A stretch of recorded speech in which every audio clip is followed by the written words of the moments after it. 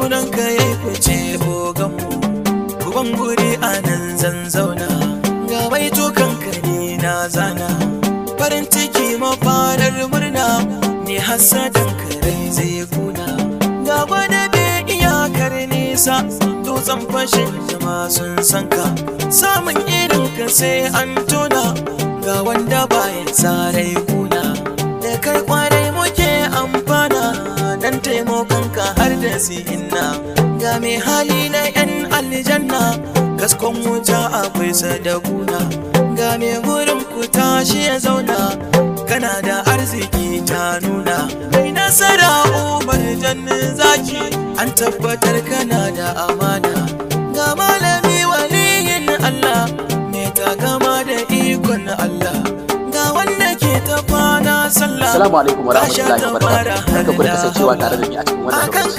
Kana da kasa da gidan sarauta ne. Insha Allah ranar 1 ga watan Satumba za mu sakar muku wannan kawuntacce, kasaitacce, ingantacce, rantsatse shirin nan naku mai dogon zango na gidan sarauta su ke. Insha Allah ranar 1 ga watan Satumba zai damu ranar Talata da misali karfe 9 akan YouTube channel ina mai suna mai shadda Global Resources, sai kuma gidan TV na Algaita da misali karfe 10 na dare.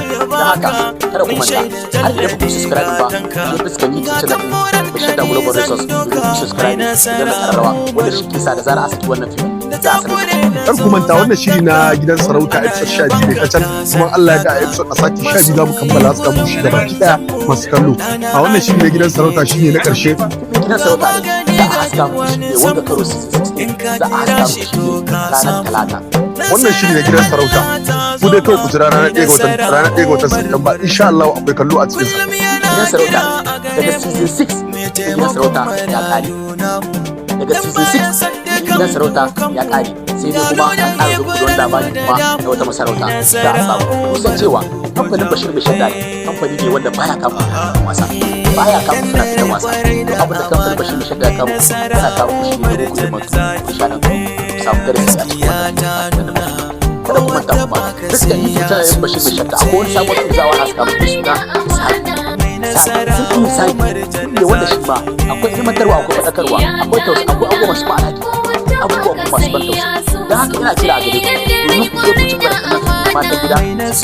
Na san cewa yawan kusa talafin matan gida, kuma na san cewa yawan suna jin labarin ke matan gida, ko har idan ba ka kalla ba daraja ta kai. Na san cewa ya ka da episode 1 sai suka taka ta shi gaba daya. Da duk wanda yake buƙatar kallon gidan sarauta garza ya kuɗi fuskar YouTube channel ɗin shi da kuma bari su subscribe da na kararrawa da shi isawa da zara a cikin wannan za a sako daga manzon Allah sallallahu alaihi wa sallam. Ina so da Allah ku ta saurari wannan, ina so ku bayan ku saurara ku kuma ku share wannan barka da wannan manzon Allah sallallahu alaihi wa sallam ya ce Allah ya haska fuskar wanda ya samu na da wannan sako.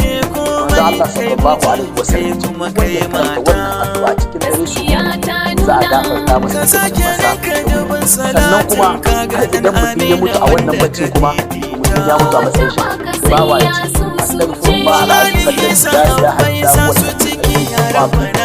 astaghfirullah alazim alladhi la ilaha illa huwa Allah sallallahu alaihi wa sallam mutumin ya karanta wannan addu'a cikin dare za a yahi mutum kurakuransa wanda ya cikin wannan wuri.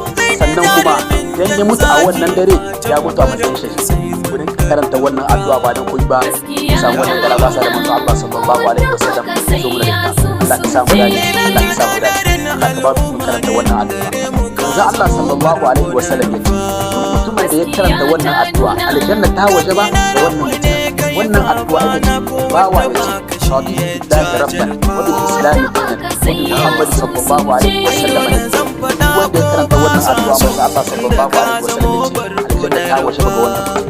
Na so ku taimaka ku share wannan maza ko so suke tarawar kai Allah ya haska wanda sako na da wannan sako wa musu masala barka zuwa sa wajen ya da wannan Allah ka samu gane, Allah ka samu dace, Allah ka samu gama har idan kai talaka to ina mai tabbatar ma da cewa kai ne ka so ka zama talaka.